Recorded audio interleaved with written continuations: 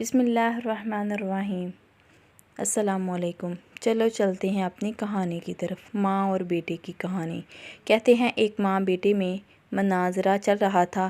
ماں کا موقف تھا کہ اللہ کھلاتا ہے تو ہم کھاتے ہیں، بیٹے کا کہنا تھا ہم کھاتے ہیں، اگر ہم نہ کھانا چاہیں تو اللہ نہیں کھلا سکتا۔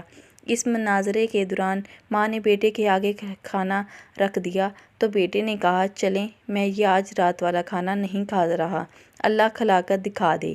ماں بیٹے کے پیچھے پڑ گئی کہ پاگل نہ بن، کھانا کھا لے، اور بیٹے نے ضد پکڑ لی کہ میں نے نہیں کھانا، اللہ کھلا کر دکھائے۔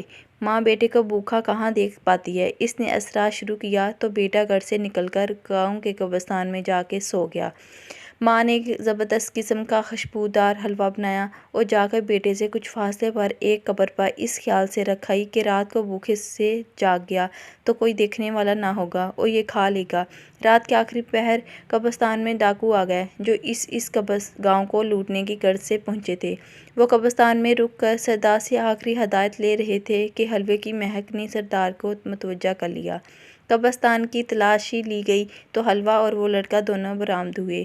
سردار نے حلوہ کھانا چاہا تو سمبا نے کہا سردار مجھے لگتا ہے اس حلوے میں زہر ملا کر رکھا گیا تھا تاکہ ہم کھا کر مر جائیں اور یہ لڑکا جاسوسی کے لیے موجود تھا، ہمارے انجام کی خبر جا کر گاؤں والوں کو دے سکے۔ سردار نے سمبا کی عقلمندی کی داد دی اور لڑکے سے کہا چل بیٹے حلوہ کھا۔ لڑکا تو ضد کیے بیٹھا تھا کہ آج رات کچھ نہیں کھائے گا۔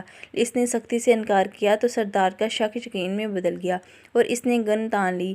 لڑکے نے سر پر منڈلاتی موت دیکھی تو پوری پلیٹ چٹ کر گیا۔ ڈاکو کچھ دیر تک اس کے مرنے کا انتظار کرتے رہے لیکن وہ نہ مرا۔ ایک بار پھر سمبا نے بھی کتھی سلجھائی اور کہا سردار چلو پوائزن لگتا ہے۔ کنفیوژن ڈاکٹر لڑکے کی قبرستان میں چھوڑ کر گاؤں چھوڑ کر چلے گئے۔